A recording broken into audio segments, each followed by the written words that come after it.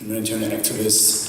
We had the honor that she presented the Cinema for Peace 10 years ago in New York at the United Nations, the Universal Human Rights logo. Her name is Anne Curry. She's a legend. It's a special honor that she came here for this conversation tonight. And of course, I'd like to introduce a person we've tried to invite to Berlin since 15 years. I've been a member of the Clean Globe Initiative, and was always our dream to have her here for Cinema for Peace, for the World Forum.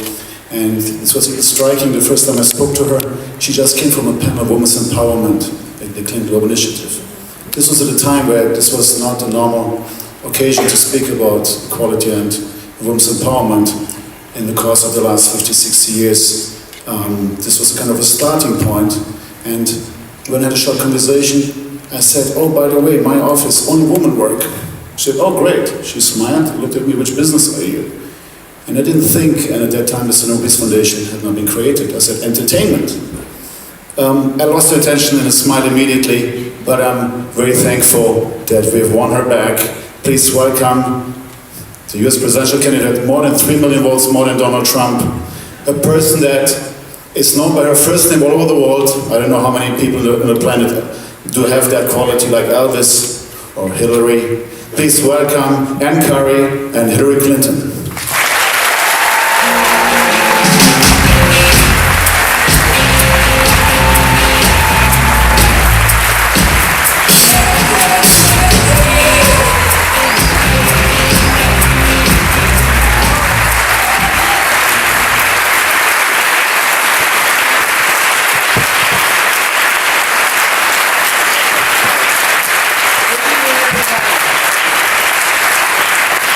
Good evening as we welcome the former U.S. Secretary of State, former U.S. Senator, former First Lady, and presidential candidate who won the popular vote in 2016 against Donald Trump.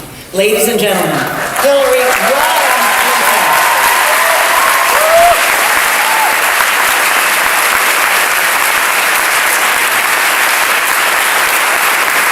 That's a warm welcome.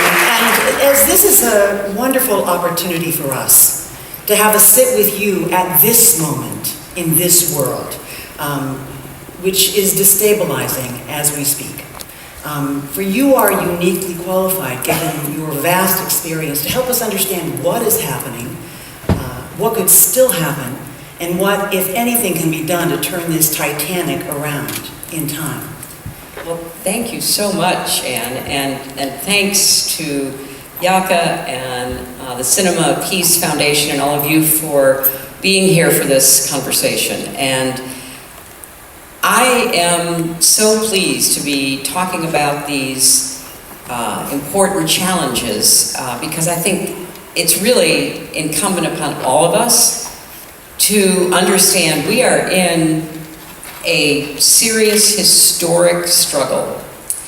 It is a struggle between, if you want to be really dramatic, you should say forces of darkness and light.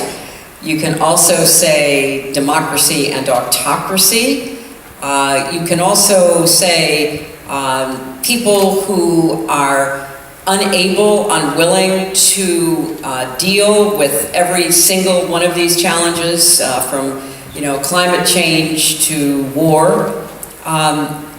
And those who are trying to understand their obligations, both as leaders and citizens. So I thank you for that question, because it's very apparent to me, having just been at the Munich Security Conference for 3 days, that there is a growing sense of urgency about the conflicts that are currently occurring, about the rise of populist, right-wing, nationalist, in our case in America, white supremacist political forces. And it's really critical that we try to understand how we got here and what we're going to do not to lose our democracies and our freedoms. And it's especially important for women and other groups who are often targeted by those who are on the right and the left, but let's focus on who's running governments right now and who's making some of these really difficult decisions. There's a very active global pushback on women's rights and an attempt to undermine the progress that's been made by just about every minority group in every society that you can think of. So we are facing a whole range of challenges that deserve to be taken seriously, and then for people to organize to not just resist them, but overcome them.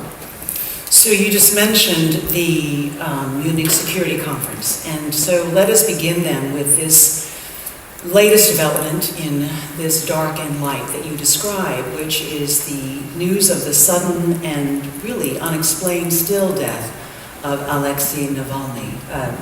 Can you describe how you heard and what the reaction was there? Well, I'd heard earlier in the morning of the conference, and I was among the many participants who were, just shocked, not surprised, but still shocked that he had been killed under Putin's direction. Nothing would happen in that prison without Putin's direction. And I was so struck by his wife, now his widow, Yulia, who I'd gotten to know in the course of supporting the documentary on Navalny. And if you have not seen it yet, I hope you will. And at the end of the first presentation at the conference, the chair of the Munich Security Council came to the podium and said, we have the opportunity to greet and hear from Navalny's wife, Yulia. And she came out onto the stage. It was extremely emotional. She's a woman of great dignity, and she started by saying they didn't know if it was true. She said, Putin lies about everything. They could be lying about this, but if it were true, Putin was responsible, and people had to hold him accountable. As I left the hall after her remarks, I ran into her, gave her a big hug. She was with some of the people that I've worked with on their anti-corruption, anti-Putin agenda. And I just, I felt so overwhelmed by her courage. And he really died standing up for democracy or freedom. He wasn't a perfect person. There isn't such a thing as a perfect person. But he was very clear in what he hoped would happen in Russia, that there could be real elections with votes actually counted. And as you know, because Germany took such good care of him here in Berlin when he was out, and I think Yaka was the foundation actually made sure to get him out, paid for the plane, brought him out, brought him to medical care, saved his life. He had an incredible recovery, and if you watch the documentary, you'll see he recovered in a small village here in Germany, regained his strength, and then went back. Now, a lot of people begged him not to go back. His family never did, because they understood that was his mission, his purpose. So he went back. He was immediately arrested, literally, once the plane landed, and then sent to a series of increasingly harsher prison settings. So for me, he has certainly become a martyr to the cause of freedom, of opposition to dictatorship, and to the kind of threat that a dictator poses not only to the people within his own country, but now we see very clearly beyond the borders. And today, I think it was at the European Council, Yulia said that the work would continue, and I hope that she continues to receive a lot of support for that work, because it's exposing the kleptocracy, the corruption at the heart of the Putin regime. She also said, in addition to what you just reported, she called on the world community to, quote, come together to defeat this evil, defeat this horrible regime that is now in Russia. The German Chancellor, as many of you know, Olaf Scholz, said that Navalny's death makes clear about Russia what kind of regime this is. US President Joe Biden said there is no doubt that the death of Navalny was a consequence of something that Putin and his thugs did. Russian authorities are going to tell their own story, but make no mistake, Putin is responsible for Navalny's death. And the Canadian Prime Minister Justin Trudeau said the news reminds the world what a monster Putin is. Madam Secretary, why would Vladimir Putin have Navalny killed now, when vital funding packages are at stake? The timing at best would seem imprudent, even stupid. You know, Anne, I'm now teaching a course at Columbia University with an academic who's the dean of the School of International and Public Affairs, who's an expert in crisis decision-making, and particularly in the psychology of leaders. What motivates leaders? Where do they get their information? What do they believe and disbelieve? What are their biases? And one of the points that she has made in her writing and academic work, and that she makes in the class, which I reinforce from my own experience, is that you cannot look at a dictator and assume that person acts on the kind of rational basis that you think of when you consider rationality. There is a mindset that has everything to do with why does he do it? Why did he do it on the first day of the Munich Security Conference? Why did he do it? To demonstrate to the United States, Europe, and the world that he was in control and he wasn't in any way pushed back or upset by the hundreds of thousands of young Russian men who have died in his personal quest to take over Ukraine. It was because he could do it. There were people at the conference who said, well, of course he did it on the first day, because he used to come to the conference and he memorably made a very grandiose speech about 10 years or so ago, where he kind of previewed some of what we have seen from him, which didn't take seriously. And I want to say, some people get very upset because, well, believe what they say. Listen, I say that about Trump all the time. Believe what he says. Take him both literally and seriously. But I can understand why people don't want to. I mean, think about it. We have a land war in Europe in 2024.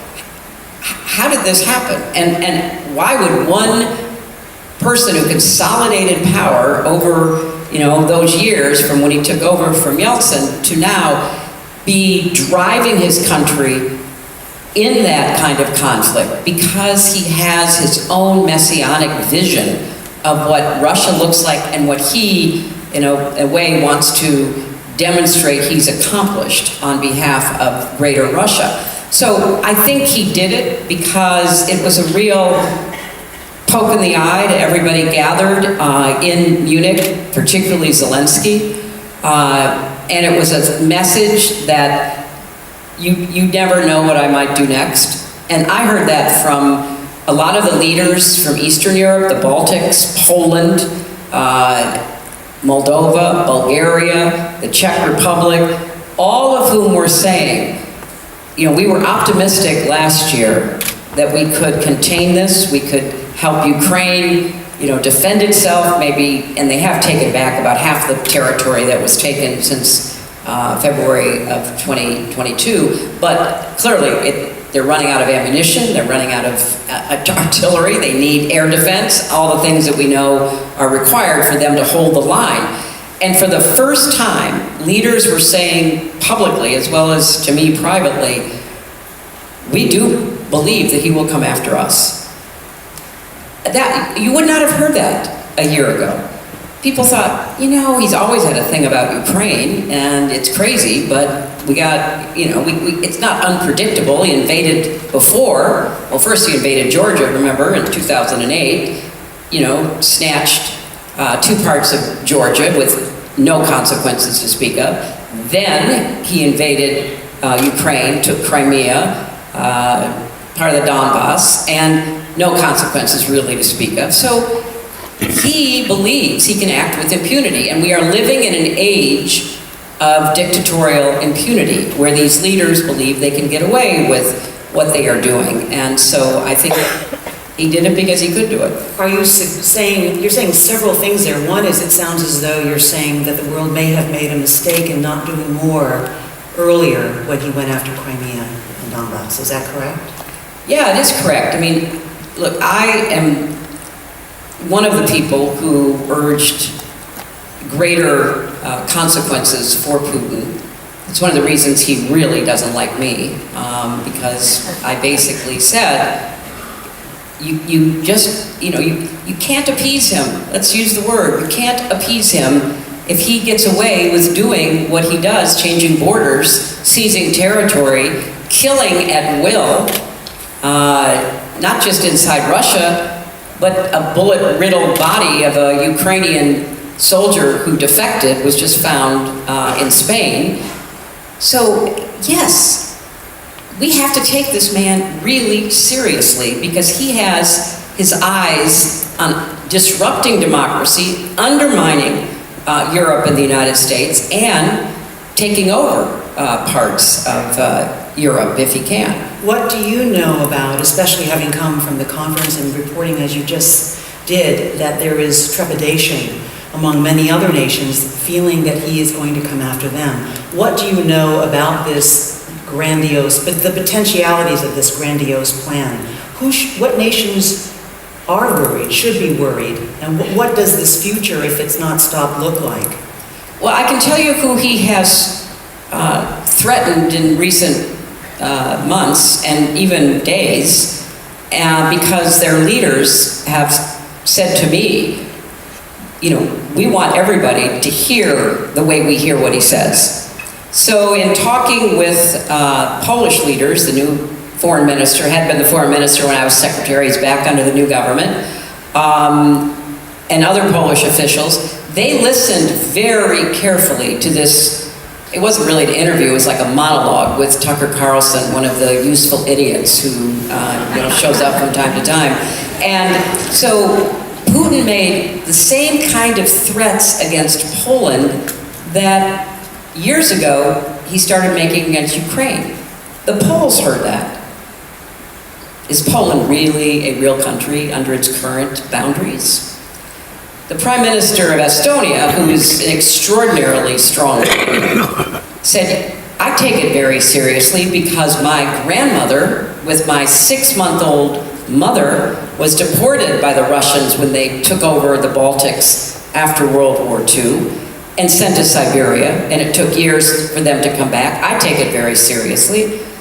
The Prime Minister of Denmark made an astonishing announcement at Munich. She said, we are going to give every single piece of artillery and ammunition that we have in our stockpiles to Ukraine right now, because they're running out of ammunition. In hearing from the President of Bulgaria, the President of the Czech Republic, the message was, take this really seriously, because if we don't stop him in Ukraine, we meaning the collective, global community, by helping the Ukrainians defend themselves, not by fighting for them, but making sure they are able to fight. We don't stop them, Moldova, the Baltics, and then in just recent days, he has very publicly threatened Finland, Sweden, and Norway. And, those are very highly organized, wealthy countries. Particularly Finland has a well-equipped military. They've seen this movie before, as the newly elected president, Alex told me, he tried to invade Finland before, not he, but Russia, they fought him off. So people are taking it very seriously now. I think the mood has altered considerably from, okay, he did it, we have to help the Ukrainians, but it's not really our problem. I think it is our problem now, and I think we have to be, really focused on what to do about it. Do you...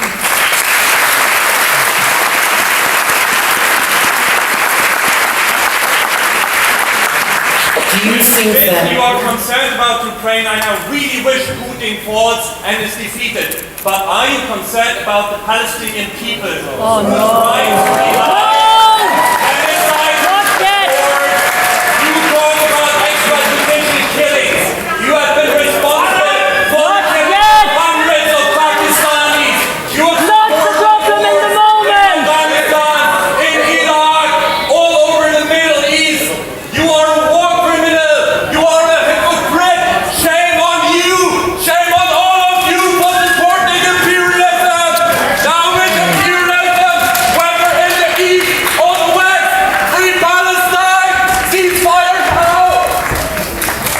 I'm more than happy to talk about this when we get to it. We will get to it, and this probably couldn't happen in Russia, by the way. At any rate, Navalny's death. Navalny's death. Excuse me, I'm speaking. I'm sorry. We will talk about it in a second. Navalny's death.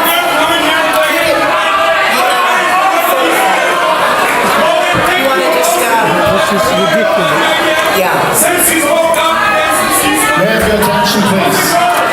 The beauty of this country is that we're a democratic country, and everybody has its free opinion, and everybody can say whatever he likes, but not disturbing other people. So please, You know what? you're free to speak, but not here when you disturb other people. That's the beauty of our democracy, that you're free to say these things. In Russia or somewhere else, you'll be arrested. So please, can you please, we've got 1,000 visitors who would like to listen to this conversation and not to yours.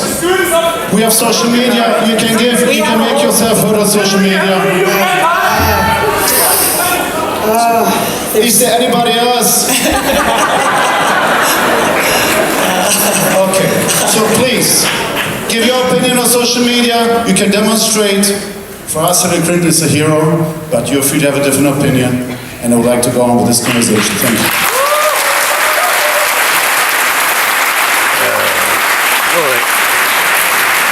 I didn't want to turn it down. We're talking still about Russia, and I think that an important question should be asked about that regarding whether Navalny's death will make it more difficult for lawmakers in the United States to continue to waver on funding for Ukraine. I think it will. I think actually it has, from what I'm hearing and seeing. I think we will get the supplemental appropriation passed, probably early March. I don't know quite what it will contain by the time it is passed. And then whatever is passed, all of that must be delivered as quickly as possible to the Ukrainians, who are literally running out of ammunition on the front lines. And if it gets to a vote, and this is, some of you may have been in parliaments, I was a senator for 8 years. If it gets to the floor of the House, it will pass overwhelmingly with both Republican and Democratic votes. This is a very small minority, unfortunately, including the current leader of the House, who is doing Donald Trump's bidding by not bringing it to the floor.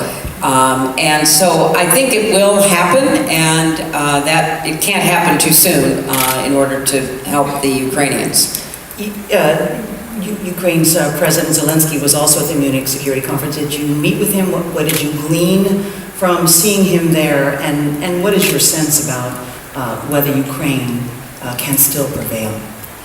I believe Ukraine can prevail. I believe Ukraine can not only defend itself, but properly equipped.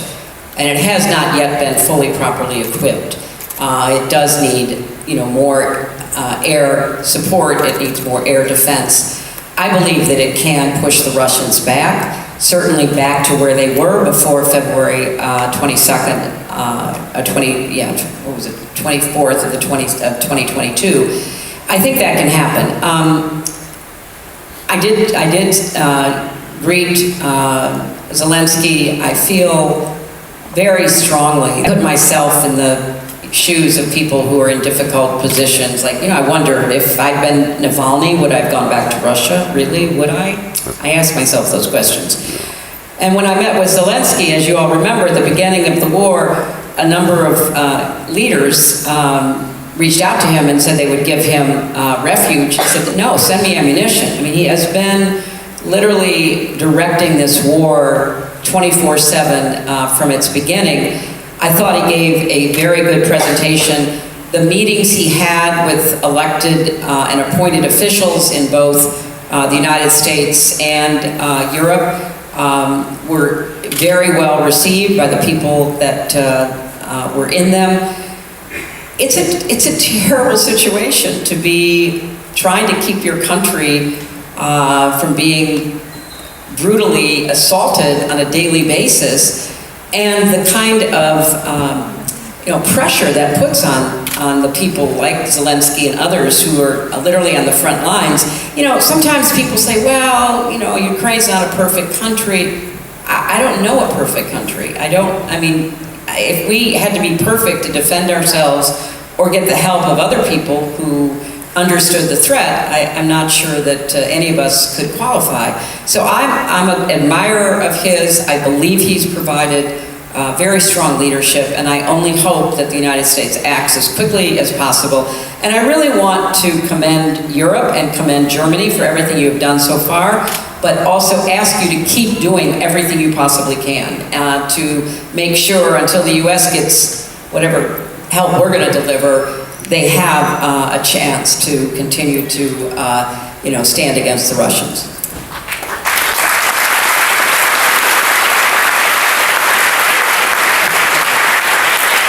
As we just heard a few moments ago, the sudden all-out war between Hamas and Israel is deepening passions, concerns about Israel's assault on Gaza to hunt down those responsible for the horrors of October 7th. You have said this is war. Still, are you not shocked by the high civilian casualty numbers in Gaza? Of course, I'm not shocked, because that's what happens in wars, but I'm deeply troubled by the high civilian casualties. But I do think you have to keep three things in mind at the same time. And too often people only take one or two out of the three instead of all three. Number one, there was a ceasefire on October 7th. I negotiated one of the many ceasefires that we've had. I negotiated a ceasefire in November of 2012. And the ceasefires between Hamas in Gaza and Israel usually lasted for a period of time and then were broken by rocket attacks coming out of Gaza. There would be some retaliation, and then it would stop and there would be another ceasefire. So ceasefires have been repetitive. They have come and they have gone. And the one I negotiated was to prevent Israel from invading Gaza to stop the rockets. So I did shuttle diplomacy between Jerusalem, Ramallah, ended up in Cairo in order to get support to convince Hamas to join a ceasefire. So I have personal experience with how difficult this is. So the attack on October 7th was a terrorist attack that caused the greatest loss of life of Jewish people since the Holocaust, and the proportionate losses in a country like ours would have been in the tens of thousands. So Israel has a right to defend itself, but we also have to expect Israel to... Israel is not defending itself. It's a genocide that you're paying for. And then you talk about women's rights? Are you serious? What women's rights are you talking about? There's a genocide committed by the USA, the government that you're signing under, and now you're speaking cinema for peace. We are watching a cinema of genocide. Do not touch me. Do not touch me. You should be ashamed of yourself. You are no woman. You are no human. There's children dying. Be ashamed of yourself. Free Palestine. This is not the way to communicate with each other. Free Palestine. Cinema for Peace has been working with Arab and Palestinian filmmakers, with Jewish filmmakers. Also tonight at our gala, they will sit together and work together. They will find ways of reconciliation. But this is another topic here right now. Please do not disturb. That's our democratic rules. We are proud of our democracy. Please. Oh, you took care, huh? I took care of yourself. As I was saying, Israel has a right to defend itself, and it has to abide by Another one. insofar as possible to the international rules of war. And I find it very interesting when Russia has been bombing hospitals, schools, Excuse me. kidnapping children. Can we please You stop? don't get this Be level of careful. protest. Please, be gentle and careful with each other. Please. We are a free society. Please. You know, I wish that we could And you, ask these questions and have some of these people who have spoken out listen to your I really wish answers. people understood more about the history of this conflict. Yeah. Because there is a history, as there is with every human enterprise. And it's a complicated history. I've been involved in some of it for the last 30 or so years. And it has not been for lack of trying to give the Palestinian people their own state. please, we have And, 1,000 guests. Please. Please, can you respect our guests, please? So, Can we come back to democratic You can rules? have a ceasefire tomorrow if Hamas release the hostages and lay down the and protect the Palestinian people themselves.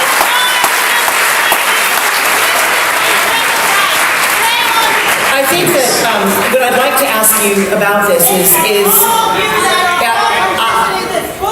Can we please have a conversation here on stage without disturbing? We've got 1,000 guests who would like to listen to this conversation. Please allow us to have the conversation. You know, if Yasser Arafat had accepted the deal offered to him by Ehud Barak and my husband in 2000, there would have been a Palestinian state for 23 years.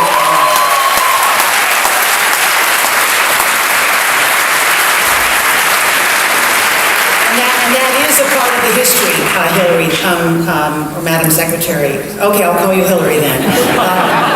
Now we're all friends. We've been all yelled at, but at any rate.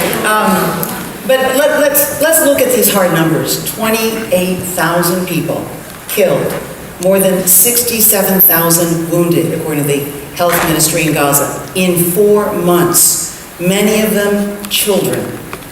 And so the numbers alone, just the numbers, understanding the history, understanding that October 7th was a horror and a trauma for the Jewish people. But the numbers alone beg the question, has Israel been reckless with the lives of Palestinian civilians in its pursuit for Hamas? You know, that is a very legitimate question, and it is a question that has to be asked in any and every conflict, and it has to be judged. The International Court is actually looking into that. They did not make a judgment yet, but they are collecting evidence. That is what's supposed to happen under the rules of war. I wish that we could get a ceasefire, and there has been a tremendous amount of effort put into getting a permanent ceasefire, getting the hostages released, getting a process going for what is the day after. How will we rebuild Gaza? How will we try to work with the Palestinian Authority or another group that can, really take on the difficult business of governing Gaza? Because, Hamas has not governed. They have built tunnels. They have unfortunately put the Palestinian people at risk. Israel has done some things which I think were warranted, like trying to warn people, move people. But in a war, I am sure that there are instances and decisions that should be evaluated.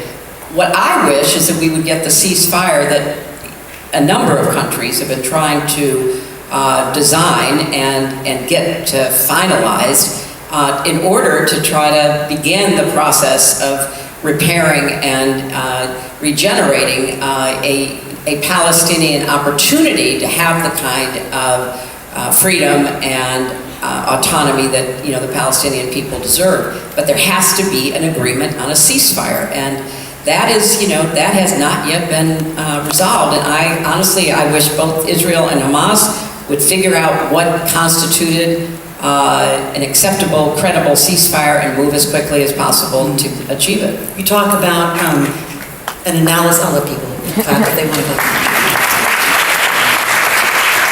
You talk about an analysis and the importance for paying close attention and being aware of what's happening. Just a few days ago, there was an editorial in the Los Angeles Times written by an American surgeon who had prior war experience, who had gone into Gaza. And he wrote, "What I witnessed during the next 10 days in Gaza was not war, it was annihilation," which is only one doctor's point of view, but all these bits of evidence create a question. How much responsibility does or should the United States have? How much oversight should it have to make sure that the heavy ordnance it's supplying to Israel isn't being used to annihilate a people? Well, first, I don't agree with that terminology. There have been horrific deaths. You said 20, 25,000. 28,000. 28,000. I wish that, there had been none of those. Honestly, the numbers are not always easy to get because among that are fighters, Hamas fighters and the like. So we don't know, but we know civilians, including children, have lost their lives or been injured in this conflict. And I know that the United States has worked very hard. We've sent not only diplomatic but military advisors to try to make sure that Israel was being as careful as it could be. I think that has to be part of the United States mandate with Israel. I have said for quite a number of months now that that would make a real difference, not only a difference on achieving a ceasefire, but also, what comes next. So I think there has to be pressure on the Israeli government to get to a ceasefire as quickly as possible in order to stop the assault. But they also have to recognize that even in the middle of this assault, rockets are still coming from Hamas-controlled territory. So this is a difficult set of decisions for any government. And I think that we want to hold Israel to the highest standards, but we don't, I think, want to hold Israel to standards we don't hold other countries to. I mean, Russia has obliterated so much of Ukraine right now. I mean, Mariupol is in ruins. Every place that they bombard is in ruins. And so the best way to deal with this, if we can't figure out how to avoid conflict, is to give people, as we are in Ukraine, the right to defend, and as we need to in Israel, try to get to a ceasefire and get as much of the Hamas leadership removed so that we can have new leadership that will take seriously protecting the Palestinian people going forward. To your point, the region is ripe for new leadership from both the Palestinians and from Israel. So what kind of profile, what is the right profile for who should emerge to best ensure stability there? I think, in Israel, we need new leadership, and it's not just the prime minister. The people around the prime minister have to be committed, of course, to Israel's security. That is the first requirement of any government. But they also have to be committed, as prior Israeli leadership was, going back decades, to try to find some way to create a Palestinian state. I still believe in the two-state solution. I know there are people who say it can never happen, it shouldn't happen, and some of these protesters are really calling for the elimination of Israel when they chant, from the river to the sea. That's what they're calling for. Israel's not going anywhere. The Palestinians are not going anywhere. There has to be a renewed peace process to try finally to get where we need to go. That will require new Israeli leadership, and it will require new Palestinian leadership.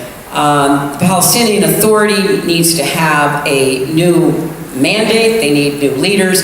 I worked with Salam Fayyad, who was the Prime Minister of the Palestinian Authority during the time I was Secretary of State. He was trying to build the infrastructure of a modern state, a budgeting process, clear lines of authority within governing units. I mean, things that we all take for granted in, Germany or the United States.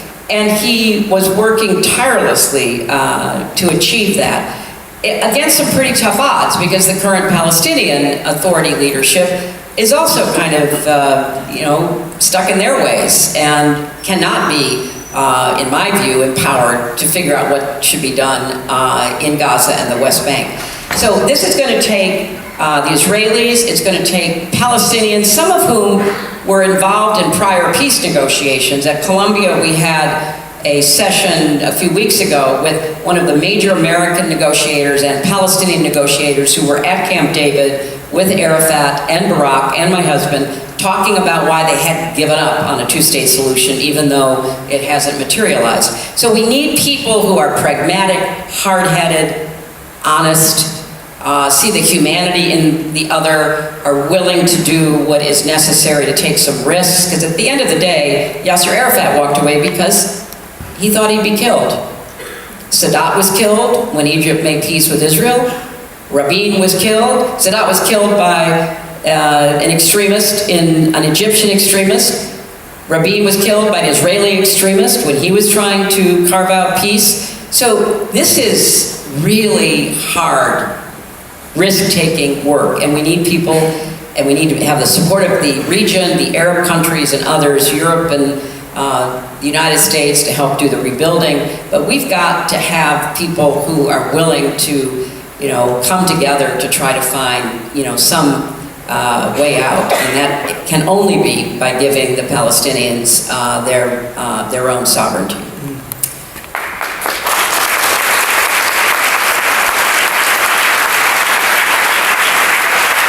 Both of these conflicts will be influenced by the outcome of the upcoming presidential election.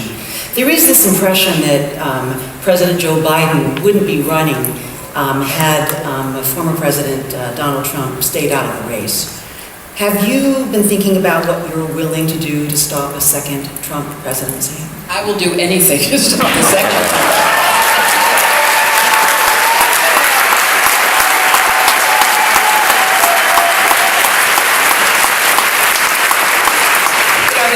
The two big problems that we've talked about would only be made so much worse. That's hard to imagine. I said the other day, talking at the Munich Security Conference with some of the people that I've worked with in the past, I said, look, we have a choice between an old and effective man and an old and dangerous man. That's not much of a choice as far as I'm concerned.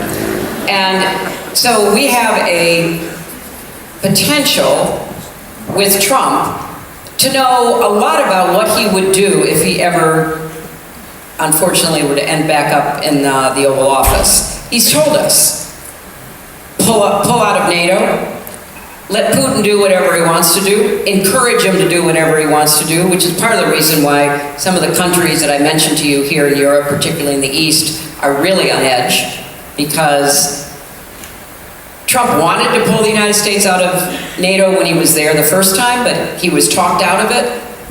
He will not have people of any experience, sense of history around him this time. They will all be cult members. They'll be acolytes. They will do whatever he says. And I think that that's just one of the many threats that he poses to us. So, I've been speaking out. I've been helping to raise money for the Biden campaign. I obviously will, support Joe Biden, with whom I worked in the Senate, in the Obama administration. and who I think has actually done a good job. He's produced real results with the legislation that has been passed and with his work on the alliance and supporting Ukraine in particular. So I think that he deserves to be reelected on the merits, but the alternative should inspire anybody to support him because it's that stark a contrast. Perhaps it should be pointed out that you're younger than both Biden and Trump.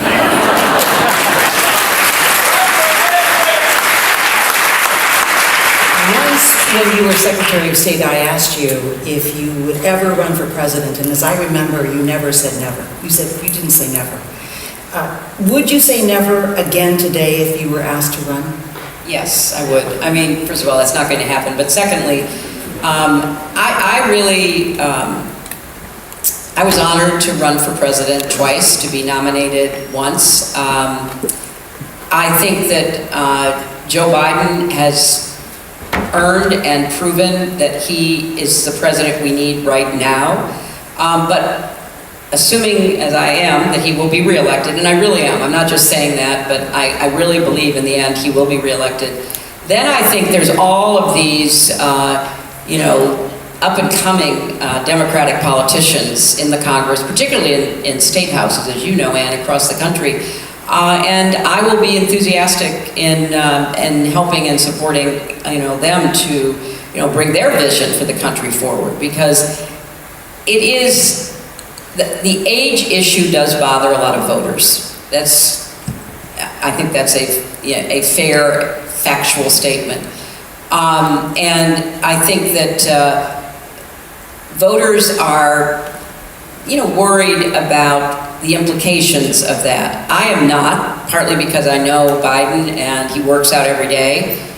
I jokingly said to people in the White House, I think Joe Biden should challenge Donald Trump to a push-up contest because I can guarantee you Biden can do push-ups. But it would be a way of basically saying, hey, yeah, I may look old, but I'm all there and I'm ready and I'm, suiting up for the next term. You have battled Trump. Why are you so sure that Joe Biden can beat him?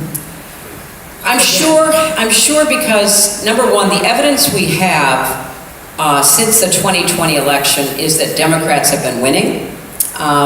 We did much better than expected in the 2022 midterms. We just won a special election in New York. So when people are actually voting in candidate elections, the Democrats are winning. The reversal of Roe v. Wade by the United States Supreme Court has lit a fire among women who might ordinarily vote Republican, but are not going to vote Republican because of it, and young people.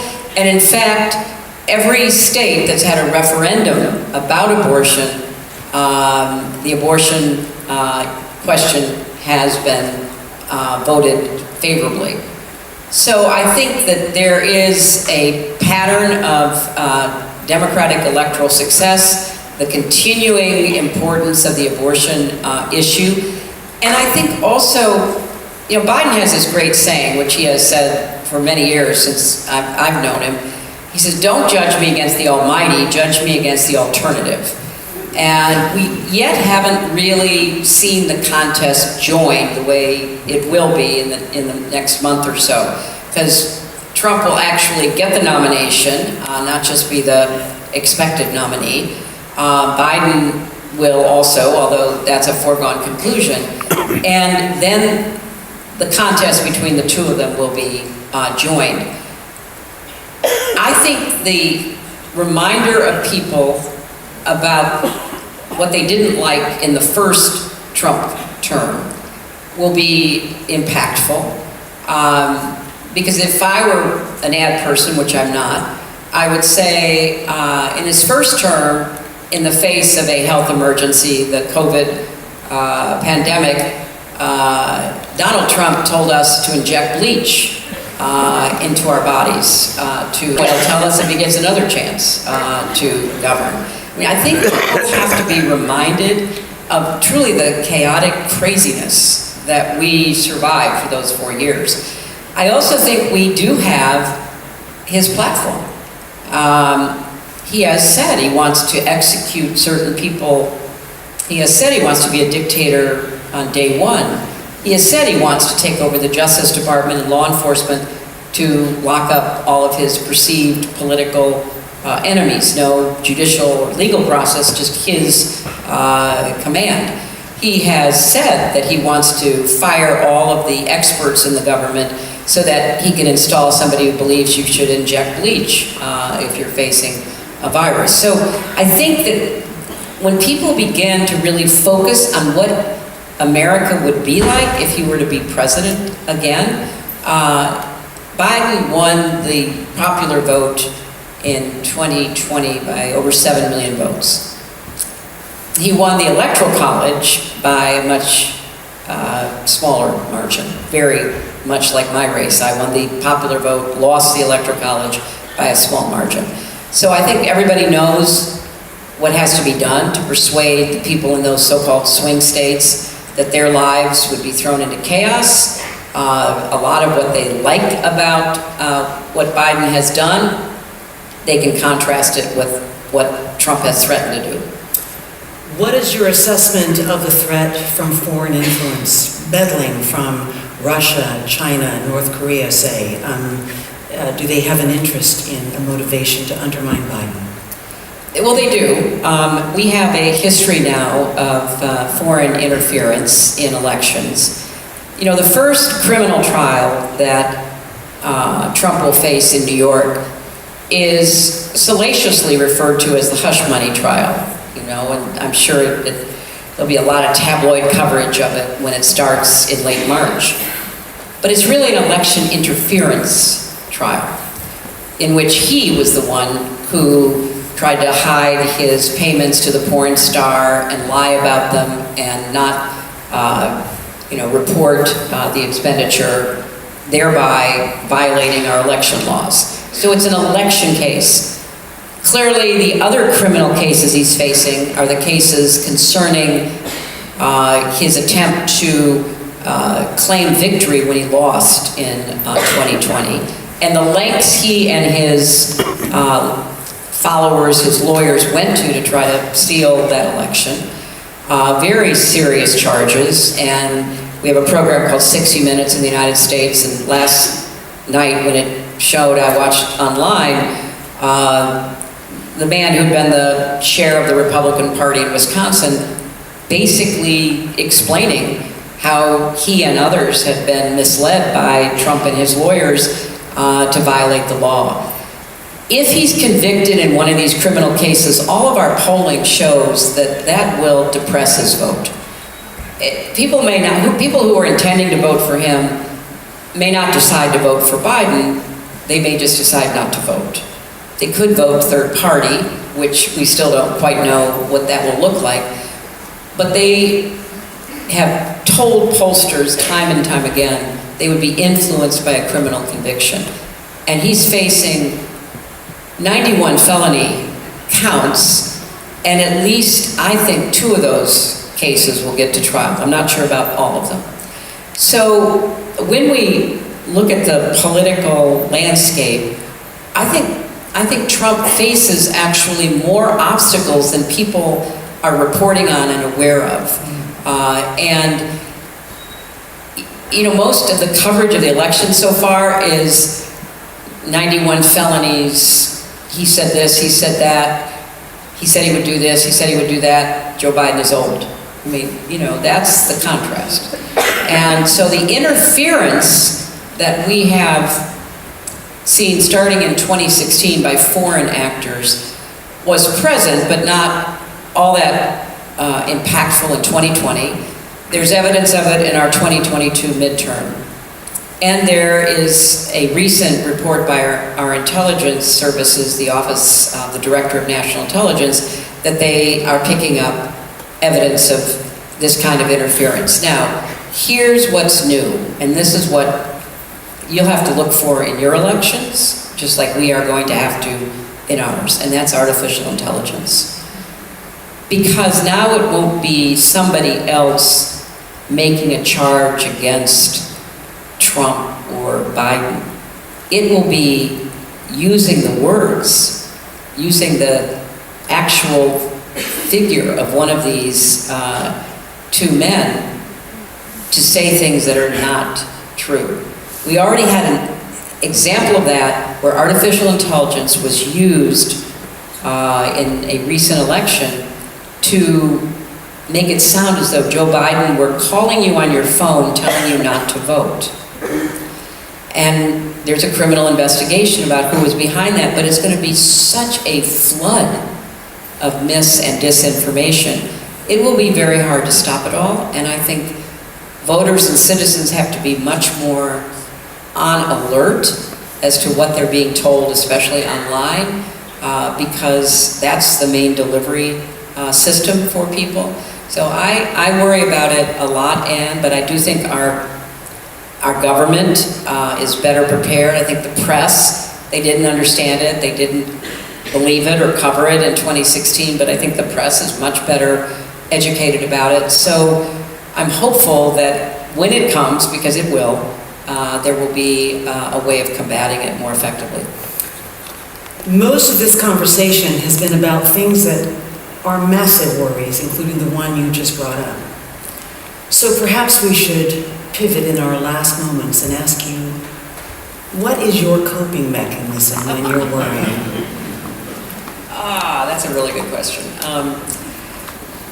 I think, you know, obviously I was extremely disappointed and surprised about the results of the 2016 election. My coping mechanism was to write a book called What Happened, for myself as much as for readers, to try to figure out what happened. And it's held up pretty well. But I had to dig into it. I had to just say, okay, this is going to be painful.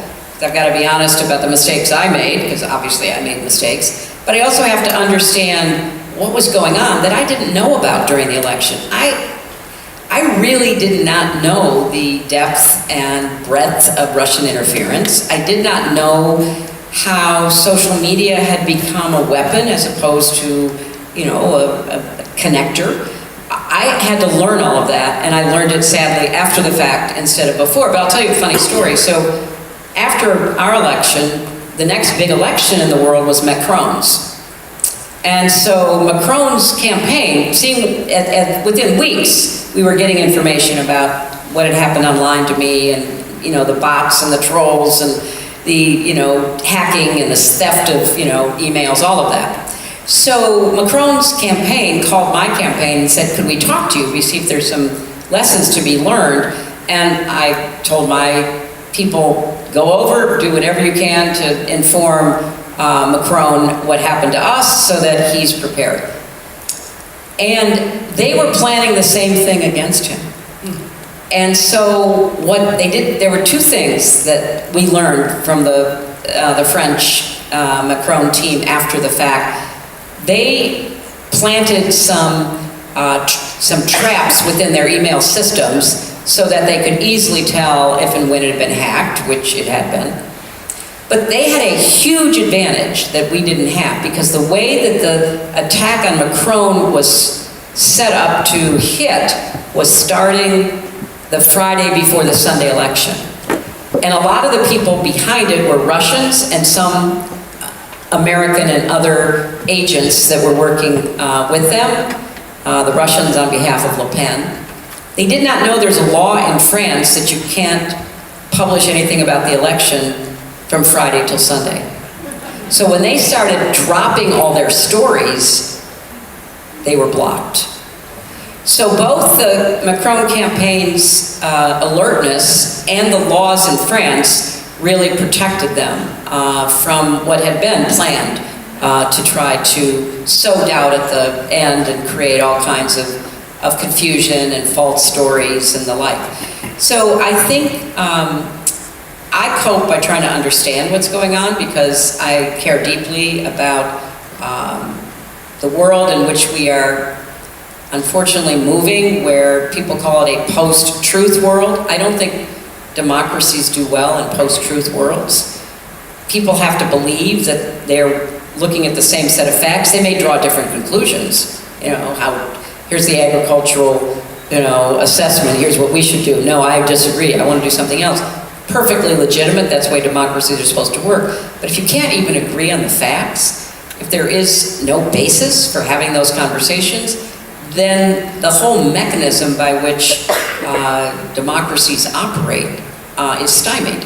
So I'm very actively involved in supporting groups that are fighting for, all kinds of reforms. Tech companies need to reform. They need more guardrails. The EU is the only group in the world that has imposed any obligations and guardrails on the tech companies. It's really important. I also have started a small production company with my daughter and others, and we do films about people we find very moving and important, particularly women, that we want to highlight. So I think there's a lot that I'm doing. I take long walks, but I do try to stay involved because I have a lot of experience in trying to figure out how to combat some of these tactics, and I'm going to keep doing everything I can to protect our democracy from both foreign and domestic threats, wherever they may come from. You just said that you cope by making sure that you get smarter and you learn, and I'm inspired because I cope with chocolate. So I am now going to think about the way you do it. In addition to making documentaries, you're also a podcaster, a college professor, including at Columbia. You are contributing in the public sphere as in this talk, and also in Munich, and so you are tremendously busy, and you have had such a big things that most of us can barely imagine. You've traveled to places that most of us will never see, and you've met a lot of people all over the world. So I'm going to end with one final question, and that is, Hillary Rodham Clinton, what is the greatest lesson you have ever learned? It's a lesson that I have learned from watching these people who I've been privileged to meet, starting with people like Nelson Mandela, but all the way up to Saturday night in Munich, where I chaired a panel with the rightfully elected president of Belarus, who is the president in exile, a woman from Myanmar who spent many years in prison, was elected to the new parliament, and now is in the government in exile because the military coup took over. A woman who has campaigned against compulsory hijab in Iran and literally has had to be moved by the FBI in the United States because she's in our country to escape assassination by Iranian agents. And by Maria Ressa, the Nobel Prize winning journalist from the Philippines, who was hit with numerous politically based charges because she was exposing corruption. I sat and listened to those women and their resilience, their determination to stand up for truth, for democracy, for freedom, for human rights, to try to understand the complexity of the situations that we find ourselves in, but try to find common ground wherever you can.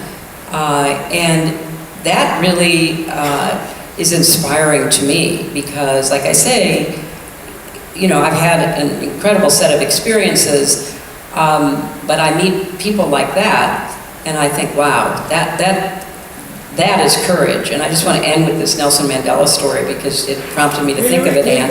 And so I want to... are being murdered in the name of protection of human rights. It has nothing. Everybody has the right to speak, but can we finish our conversation here? Can you let the ladies please speak? It's not a nice thing when men are aggressive. Excuse me. Shame on you! Shame on you. Shame on you! You should not shout at a woman. Free Palestine! That's not the way to do it. Yeah. So, here's the Nelson Mandela story, which I found incredibly moving. So, he spent nearly 28 years in jail. And as I got to know him, he said that he had to work on himself because he was filled with so much anger, so much hatred, what was happening in his country, what was happening under apartheid was so wrong. And there he was in prison, and some of you may have been to Robbins Island off Cape Town, been to that small cell he lived in, been to the quarry where he was breaking rocks for 27 plus years. And he said when he finally was released, he realized that he had to let go of his hatred and his anger, or he would still be in prison. And I went to his inauguration, and the inauguration was an incredible experience with seeing him, deliver the address that he gave. And then we went back to what was now his house, the president's house, for a big lunch. We were under a big tent, and there were all kinds of people there who had supported him, from all over the world. It was a very diverse group. Fidel Castro was there, Yasser Arafat was there. It was just an amazing assortment of people, all under that same tent. He got up and he said, I want to welcome everyone. There are so many people who supported us during our struggle from all over the world, and I'm honored to have so many, VIPs here. But the most important people that I want you to meet are the three people I'm about to introduce. And he called the names of 3 white Afrikaners. And he said, I wanted you to meet these 3 men because when I was in prison, they were some of my prison guards. And they treated me with dignity and with respect. They made me feel like they saw me as a human being. And I wanted you to meet who, for me, are the most important people at this lunch. And I was sitting there thinking, boy, I don't know how you find the moral courage, the compass, to be able to believe that and do that. But we have to keep trying. And it's people like that, like him, the 4 women, so many others I've met, who inspire me, that all these values, and boy, I'm sorry that they protested by yelling and breaking up the event. I understand, a lot of the strong feelings that people have, and I respect that, but you don't solve problems by yelling at each other. You solve problems by trying to find some common ground and working really hard, long days to see if there are some ways to move forward for our own humanity. And I think that's, what I would like to leave you with.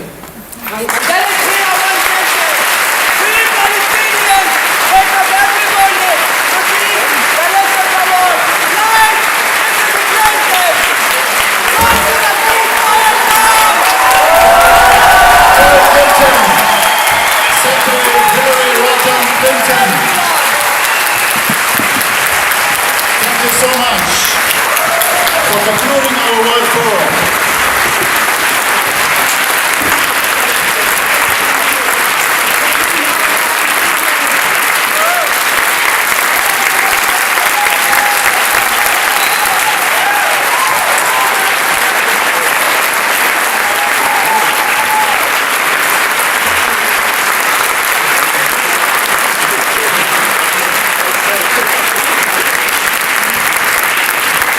This conversation has concluded our World Forum. Thank you for coming.